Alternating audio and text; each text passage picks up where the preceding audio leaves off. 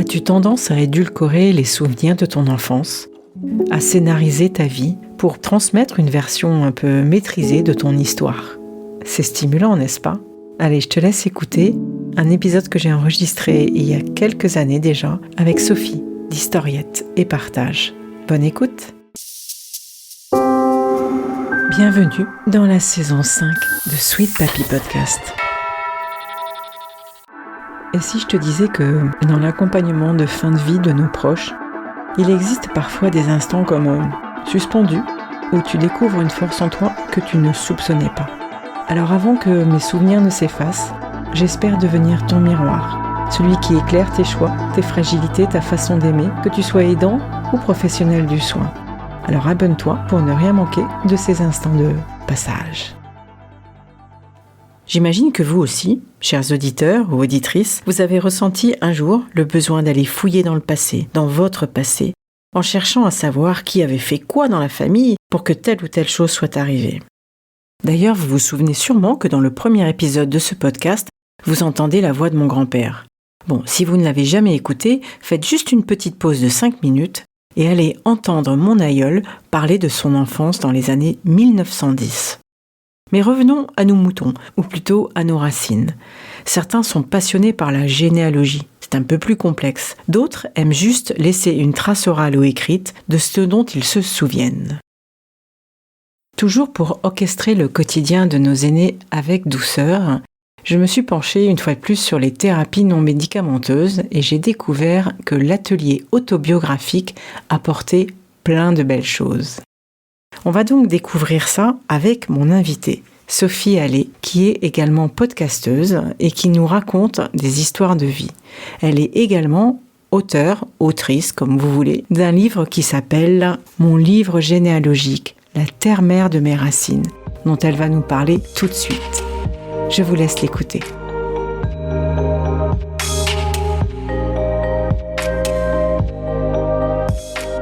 Je m'appelle Sophie et moi, mon objectif, c'est de redonner du sens au rôle transmissif de nos aînés. C'est démarré d'une belle histoire d'amour avec ma grand-mère, avec laquelle j'étais très très proche depuis toute petite. Et quand il a fallu continuer à l'accompagner dans son processus de vieillissement, je me suis beaucoup questionnée sur cet accompagnement, sur l'accompagnement des personnes âgées en général. J'ai créé Historiette et Partage en 2019, déjà maintenant, pour redonner du sens au rôle transmissif de nos aînés. Cette histoire, elle est partie de l'histoire justement que j'avais avec ma grand-mère, une histoire très forte dans laquelle je l'ai accompagnée pendant de nombreuses années jusqu'à la fin et qui m'a donné l'envie en fait de travailler auprès de nos aînés parce que malheureusement, peut-être un petit peu tard, je me suis intéressée à son histoire de vie. Probablement pour ça que maintenant je le fais auprès de nos aînés. Et en tout cas, elle m'a offert ce beau cadeau qui fait que j'ai vraiment envie d'être plus présent auprès de nos seniors et leur redorer plutôt ce rôle social, on va dire. Voilà, donc c'est surtout à travers l'expérience de ma grand-mère que j'ai voulu mettre en place tous ces beaux projets qui sont le podcast, le livre généalogique ainsi que les services de biographie. L'atelier autobiographique pour toi, Sophie, c'est quoi ?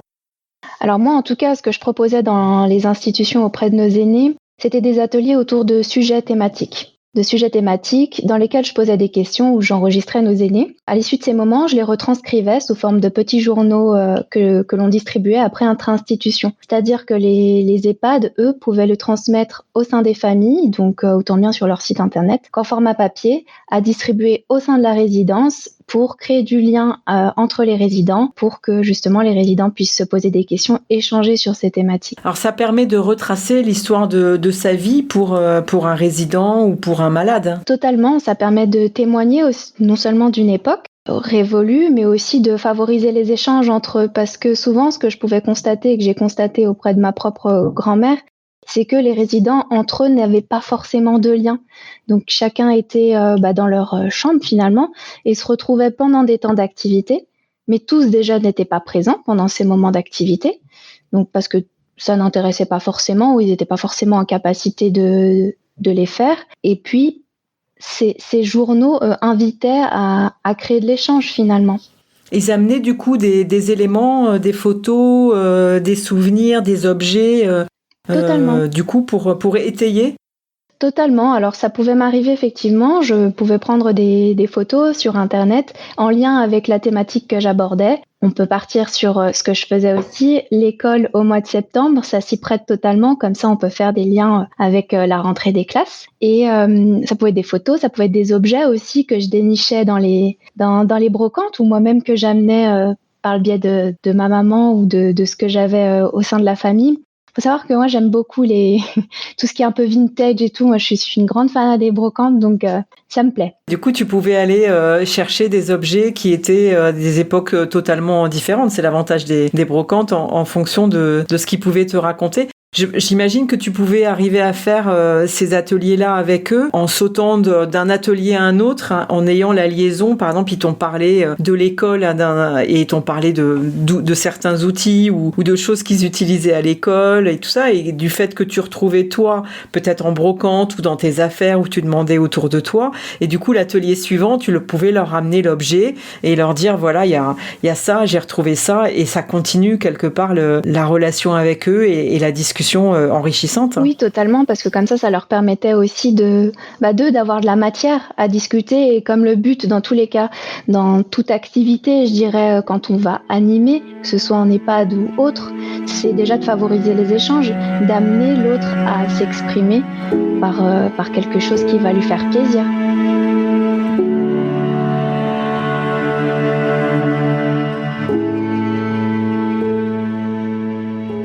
Ouais, c'est une autre manière de rentrer en relation aussi entre eux. Et en fait, on s'aperçoit qu'ils adorent ça. Ils adorent discuter entre eux sur une thématique qui, quelque part, est un peu extérieure sur une époque révolue. Oui, totalement. Et puis, je trouve que ça permet aussi à ces personnes, enfin, notamment à nos aînés, de leur redonner ce sentiment d'utilité dont on parle ces temps-ci à tour de bras. Voilà, on dit souvent que quand on part en retraite ou quand on est âgé, il y a plus cette utilité sociale, mais si, finalement. D'ailleurs, on parlerait peut-être pas d'utilité sociale, mais je pense que implicitement, on parle d'utilité financière, enfin de moyens financiers pour contribuer à la société. Mais en termes de sociabilité, il y a beaucoup, beaucoup de choses à faire avec nos aînés, ça c'est clair et net.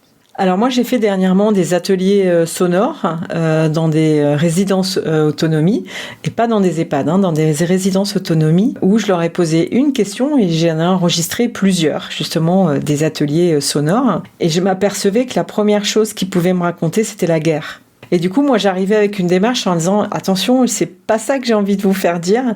On va parler de choses positives ou partir vers des souvenirs positifs, des souvenirs heureux que vous pouvez entremêler entre vous. J'avais entre des hommes et des femmes, heureusement, dans l'atelier. Et du coup, le deuxième atelier que j'ai fait, c'était sur le mariage, le jour de leur mariage. Alors c'était drôle parce qu'ils racontaient pas du tout la même chose. Je pense que c'est comme ça que vous travaillez aussi, ou entre guillemets que tu fais des ateliers, tu prépares les ateliers. Alors oui, dans tous les cas, j'essaie de le préparer en amont, mais je te rejoins sur la thématique de la guerre. C'est vrai que ça revient assez souvent. C'est dans tous les cas des événements de vie qui malheureusement les ont marqués. Et je sais pas si toi tu as pu le remarquer, mais certains sont totalement hermétiques et disent je ne veux absolument pas en parler, puis d'autres en parlent assez facilement. Mais je trouve que c'est important aussi de recueillir leurs avis et de voir en fonction de chacun comment ils l'ont vécu. Moi, je suis dans un endroit frontalier. Ce qui fait que les Suisses, je suis du côté de la Suisse, les Suisses n'ont pas du tout vécu cette Seconde Guerre mondiale de la même façon que des Français, à savoir qu'il y a certains Français qui ont immigré en Suisse et du coup qui ne l'ont pas vécu de la même façon, mais tout en sachant comment ça pouvait impacter les Français. Et je trouve ça intéressant de voir ces deux types d'histoires de vie, finalement. Ah oui, parce que ce sont des expériences différentes, parce qu'aujourd'hui, ceux qu'on arrive à capter, finalement, ils étaient enfants maintenant, aujourd'hui. Moi, je vais arriver pas très loin de la retraite, mais ceux qu'on peut interroger, qui ont donc une génération ou parfois deux, c'était vraiment les enfants de la guerre. Et c'est intéressant de savoir qu'en Suisse, effectivement, même s'ils étaient juste à côté, ils étaient entre guillemets plus protégés quelque part, et donc effectivement qu'ils avaient un avis différent. Tu peux me donner un exemple? Je sais que tu as fait, alors tu es podcasteuse, on va être clair, Sophie, et on reviendra sur ce que tu as fait, mais tu es podcasteuse, c'est comme ça qu'on s'est rencontrés aussi, d'un super podcast qui s'appelle Historiette et Partage. Tu as entre autres interviewé un monsieur charmant et une dame aussi que j'ai adoré. Tu peux en parler? Oui. Alors, on a plusieurs histoires avec ces personnes. L'un d'entre eux parle de son vécu en tant que Suisse pendant la guerre et puis, la seconde va parler du fait qu'elle était, comment on dit? Que sa maman était, il y a un terme précis, fille-mère pendant la guerre et puis toutes les difficultés qu'elle a pu rencontrer de ce statut. Alors ça, que ce soit en France ou en Suisse, je pense que c'est pareil dans tous les cas. Moi, je voudrais revenir sur l'atelier autobiographique. Quand je me suis intéressée à ça en tant que thérapie non médicamenteuse, parce que c'est comme ça qu'on le présentait aussi par rapport aux personnes qui sont atteintes de maladies neurodégénératives, et où on peut, à travers les souvenirs, leur faire travailler leur mémoire, la stimulation, etc. J'avais l'impression qu'il y avait la partie atelier autobiographique pour le malade, hein, et qui touchait particulièrement soit ceux qui étaient atteints de maladies neurodégénératives, soit ceux qui étaient en fin de vie. J'avais lu et entendu des tas d'épisodes de podcasts aussi sur ça, entre autres, sur l'accompagnement de fin de vie avec les gens qui souhaitent retracer leur autobiographie et raconter leur vie. Et toi, tu te situes comment par rapport à ça avec ton livre généalogique? Mon livre généalogique, lui, va présenter la généalogie en fait des personnes qui vont l'acheter. Donc le but, c'est de transmettre sa généalogie, de pouvoir y noter tous les ancêtres qui nous ont précédés et le transmettre après par la suite au sein de sa propre famille. Finalement, Historiette et Partage, c'est un tout. Donc, je propose à la fois des ateliers autobiographiques dans les institutions. Je propose aussi un service de biographie, mais plus simplifié, donc dans laquelle j'invite l'autre à se raconter au travers d'une biographie et deux formats. Et puis, il y a mon livre généalogique, La terre-mère de mes racines, qui est là pour finalement transmettre son patrimoine familial. Mais dedans, si tu veux, on va pas écrire son histoire de vie. L'idée, c'est de pouvoir noter tous les ancêtres qui nous ont précédés à l'aide de documents, de photos, d'illustrations. C'est vraiment propre à la généalogie. D'accord, mais comment est-ce que les gens peuvent se rappeler de leurs ancêtres? Ben justement, à l'aide de ce type de livre, pour que ça puisse rester dans la famille. Alors, il existe aussi des logiciels de généalogie dans lesquels tu vas noter tous tes ancêtres et puis qui vont aussi t'aider à faire tes recherches pour retracer finalement le parcours de tes ancêtres à travers des actes notariaux, des actes de décès, de naissance et j'en passe, parce qu'il y a aussi d'autres recherches que tu peux faire en physique en appelant des mairies ou autres institutions qui vont te permettre d'avoir des informations et savoir qui étaient tes ancêtres, où ils sont nés. La généalogie, c'est vaste. C'est-à-dire que tu peux soit essayer de connaître leur date de naissance et de mort, mais souvent, quand tu es un pur chercheur en généalogie, tu as envie de connaître l'histoire de tes ancêtres. Parce que connaître l'histoire de ses ancêtres, c'est aussi se connaître un peu soi. Et quand on avance un peu dans ce parcours, ce que j'essaie de faire aussi, tu découvres tout un milieu qui s'appelle aussi la psychogénéalogie et qui te permet de comprendre que parfois, de génération en génération, il y a des parcours qui se reproduisent. Et ça, le connaître, ça, comme je disais tout à l'heure, ça te permet de te connaître toi. Donc finalement, c'est plus profond la généalogie que des dates de naissance et de décès. Ça peut paraître un petit peu glauque parce que quand tu fais de la généalogie, tu pars de cimetière en cimetière pour essayer de découvrir ou si tu avais d'autres ancêtres, d'autres aïeux dans les villages que tu visites. Oui, mais l'intérêt, c'est ce que tu dis, c'est qu'en fait, c'est pas uniquement des dates de naissance ou de décès, c'est comment il s'appelle et est-ce qu'on peut retrouver le livret de famille, est-ce qu'on peut retrouver l'histoire et se dire mais mince, lui aussi, il avait un gros bouton sur le nez ou comme voilà, quelque part on essaye, c'est un peu un effet miroir, on essaye de se retrouver dans chacun de nos ancêtres, non? Oui, moi c'est totalement comme ça que je le perçois. C'est d'ailleurs pour ça que je l'ai appelé la terre-mère de mes racines. Parce que je pense qu'à travers ces recherches, on se cherche aussi un petit peu. Et l'idée de pouvoir le formaliser dans un livre et que ça reste dans la famille, ça me semblait vraiment important. Alors oui, il en existe plein d'autres, des livres, ça c'est clair, mais j'avais vraiment envie, moi, de le créer, parce que je suis une créative dans l'âme, je pourrais passer des jours enfermée à créer des choses, j'adore, et puis aussi parce que tout simplement les livres qui étaient proposés me correspondaient pas, en fait.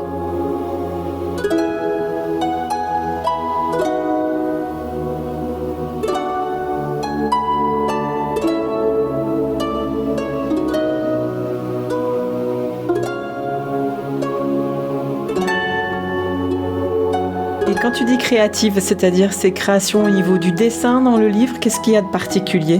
Ah, alors c'est tellement vaste. Non, pas le dessin, parce que pour la couverture, j'ai fait appel à une artiste peintre. Mais c'est plutôt dans la création des visuels à l'intérieur du livre, mais plus en termes de graphisme, on va dire. Mais non, je ne suis pas dessinatrice, j'aimerais beaucoup, mais non, c'est pas le cas. Alors quand tu dis que tu es créatrice, Sophie, tu es créatrice de quoi pour toi ? C'est quoi la création ?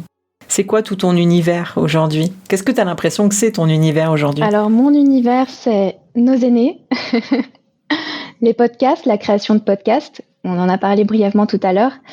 C'est un podcast qui s'appelle Historiette et Partage, dans lequel j'interviewe nos aînés, qui nous permettent de donner leurs expériences de vie, leur vécu, afin de les transmettre aux plus jeunes et que eux puissent aussi se questionner sur leur propre vie, parce que ça me semble intéressant de pouvoir confronter ces générations. Donc, je suis à la fois une créatrice de podcast, une créatrice et autrice de livres à travers ce livre, et une créatrice d'ateliers d'autobiographie, d'ateliers biographiques, comme on a parlé tout à l'heure. Et puis, j'ai plein d'autres projets en tête que j'aimerais créer. Aujourd'hui, tu as quand même un métier qui te permet de mélanger un petit peu cet univers-là. Tu es coordinatrice d'animateurs dans une structure type EHPAD, mais en Suisse. C'est quoi une coordinatrice d'animateurs ? Métier qui n'existe pas en France, tu m'as dit. Oui, totalement. Alors en fait, il s'agit de manager finalement une équipe d'animateurs dans un EHPAD. Parce qu'il faut savoir qu'en Suisse, généralement, on est plus d'un animateur d'un animateur pour plusieurs résidents. Donc là, actuellement, je suis dans un EMS qui compte 80 seniors et avec une équipe de 8 animateurs. Donc pour cela, il faut quand même pouvoir coordonner un certain nombre d'activités, créer du lien avec la vie, avec des partenaires, et puis se mettre aussi en lien avec les autres EMS qui font partie de cette même association, de cette même entité, pour créer des projets globaux. Dans tout ton univers, moi, il y a une phrase que j'ai retenue qui me plaît beaucoup et qui dit « J'apaise leur cœur en leur permettant de se livrer tout en gonflant le mien d'espoir ». Oui. Je trouve que ça retranscrit vraiment ce que je fais.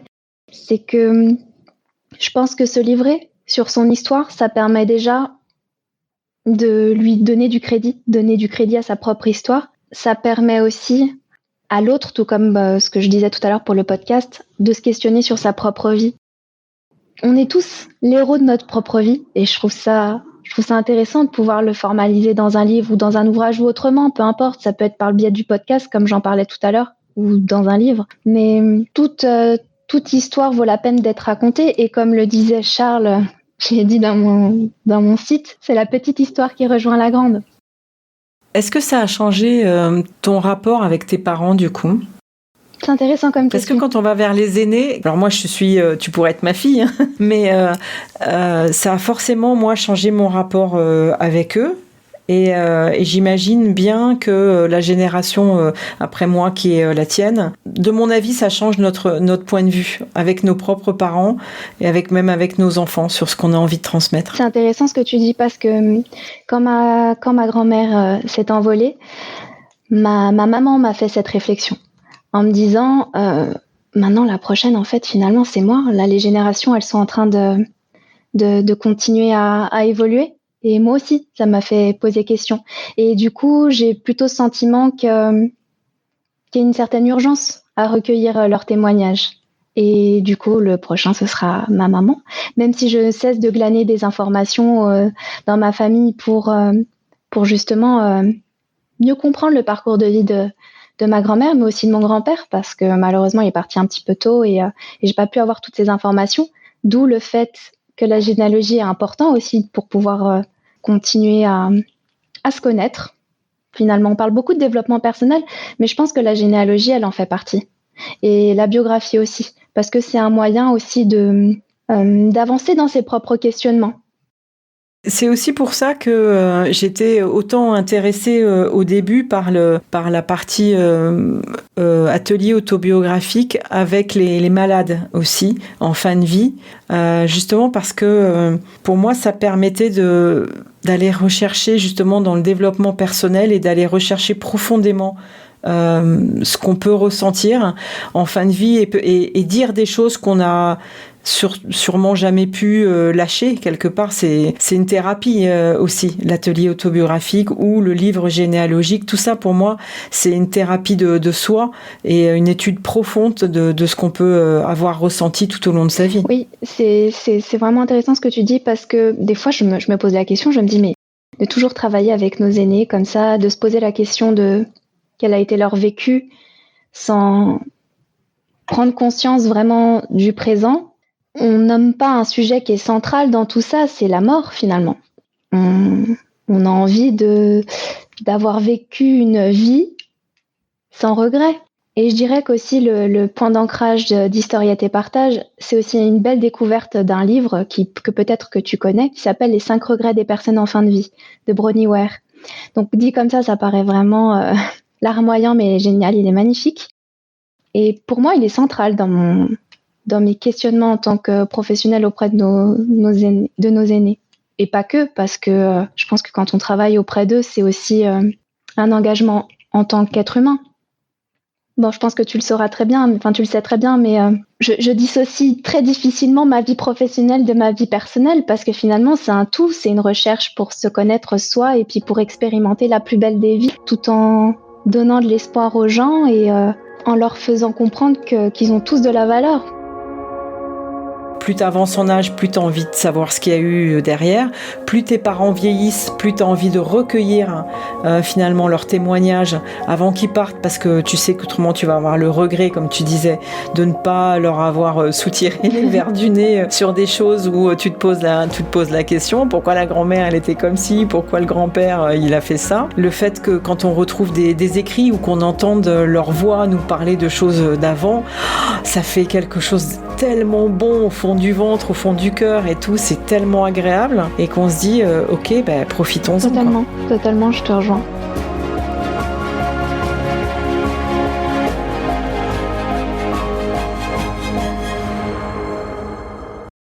Quand tu dis offrez à vos proches la chance de connaître votre histoire ou leur histoire, etc., c'est finalement de connaître ton histoire, ta propre histoire, en allant écouter celle des autres. Ça. Et je pense que dans tous les cas, quoi qu'il arrive, à un moment de notre vie, on voudra la connaître, cette histoire. Alors que ce soit à 20, 30, 40, autant le faire le plus tôt possible. Après, c'est sûr, il faut qu'il y ait le déclic. Mais moi, en tout cas, c'est profondément ce que je me dis. C'est quoi qu'il arrive, ce moment, il arrivera. Donc, autant essayer d'avoir toutes les informations possibles pour après le transmettre à ses enfants ou à ses petits-enfants, ou à des neveux ou à des nièces, mais au moins que ça reste que ça puisse rester dans la famille. Il y a quelque chose qui m'a pas mal amusé dans la transmission intergénérationnelle quand on fait parler nos aînés, entre autres. C'est que des fois, ils édulcorent leur vie, c'est impressionnant. Oui, je pense aussi. Ils charment le truc, ils te racontent des ambiances qui, à mon avis, n'ont pas existé, vraiment. Mais c'est aussi, on a l'impression quand on les enregistre, je ne sais pas si ça te fait cet effet-là, qu'ils sont en train de te faire un scénario à la Hollywood. Oui, mais je pense que ça, c'est finalement une fonction... Alors, je ne saurais pas mettre des termes dessus, mais je pense que ça, c'est vraiment une fonction neurologique de la mémoire à céder, en fait, finalement. Et comme tu disais tout à l'heure, tu parlais de résilience, je pense que c'est le fait d'avoir fait la paix avec son passé et pour être sûr que dans le présent, on est bien armé pour avancer, en fait. Je pense que c'est vraiment un mécanisme physiologique qui fait que du coup ça nous permet d'être plus serein et de se dire bon ça je l'ai classé, en fait. C'est un petit tiroir de ma mémoire qui est classé et qui me permet d'être là où j'en suis aujourd'hui. Après, est-ce qu'on est toujours objectif et objective sur ce qu'on a vécu? Ça, compliqué. Mais j'ai un peu le sentiment que c'est ouf, ça y est, j'ai raconté mon histoire ou j'ai raconté tel passage et je suis soulagée, ça y est, je l'ai fait parce que j'ai transmis et puis deux, finalement, la version que j'ai donnée, elle est pas mal. Elle est pas mal, je reviendrai pas dessus. Un peu, tu sais, comme quand... Alors moi, j'ai fait écrire Sweet Mamie, je lui ai demandé d'écrire son histoire en plus de l'avoir interviewée et dans les écritures, elle a pu revenir dessus du coup. Elle me dit, oh mais non, Finalement, le lendemain, je suis revenue, puis non, ça me plaisait pas la façon dont je l'avais écrit. Et puis, finalement, en cherchant, j'ai cherché sur Internet, et puis j'ai trouvé le nom du village par lequel on était passé pendant la guerre avec ton grand-père, etc., etc. Et pour conclure, j'ai trouvé que ça l'a stimulé énormément de pouvoir parler et en même temps écrire, de faire les deux en même temps. Et pour ça, il faut qu'il soit encore en état de le faire. Voilà. Oui, et puis ça rejoint aussi le processus Donc ne tardons pas. Oui, c'est ça. Non, mais c'est clair. Tout à mais fait. ça, oui, ça rejoint ce que tu disais par rapport au processus d'art-thérapie, c'est essayer de maintenir l'autre dans une espèce de flow qui leur permet de se livrer finalement. Et après, même si la version, elle est pas tout à fait juste, c'est pas grave parce que ça maintient toujours ses capacités cognitives. Et tout à l'heure, on parlait d'animation et du rôle que j'avais en tant que coordinatrice. Il consiste pas que au fait d'animer. Il est là aussi pour créer des liens entre eux, pour créer des liens avec l'extérieur, essayer de favoriser les activités intergénérationnelles pour leur donner un sentiment d'utilité dans leur propre communauté qui est l'EHPAD. Hein. Donc là, on est totalement dans du Montessori. Dans leur famille, parfois aussi. Dans leur famille. Et puis de continuer à avoir la transition la plus douce possible entre le domicile et puis la nouvelle vie qui est la leur maintenant en établissement. Et on a envie qu'ils puissent la vivre de la meilleure des façons comme nous, on aimerait la vivre. Merci encore à Sophie. Voici 3 points clés à retenir. L'autobiographie et la généalogie comme outil de développement personnel.